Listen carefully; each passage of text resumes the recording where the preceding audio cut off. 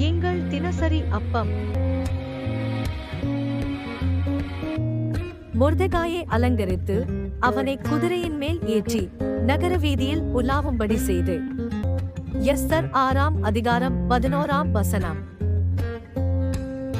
பிரியமானவர்களே, சில மனிதர்களின் சூழ்ச்சிகள் நீங்கள் உயர்ந்துவிடக் கூடாது என்று உங்களுக்கு விரோதமாக தந்திரமாய் சூழ்ச்சி செய்து கொண்டிருக்கலாம். உங்களை பற்றி அநேக மனிதர்களிடம் குறை பேசி உங்களுடைய நற்பெயரை கெடுக்கும்படிக்கு யார் எழும்பினாலும் கவலைப்படவும் கலங்கவும் வேண்டியதில்லை.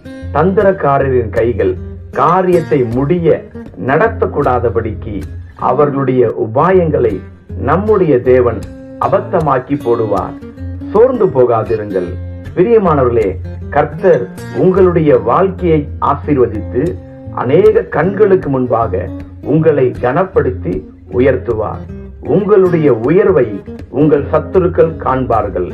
அவர்களுடைய சூழ்ச்சிகள் உங்களுக்கு முன்பாக செயல்படாமல் போகும். உங்களோடு இருக்கிறவர் பெரியவர் என்பதை ஒரு நாளும் மறக்க வேண்டாம். உன் சத்துருக்கள் உன் முன் பணிவார்கள். ஆமேன்.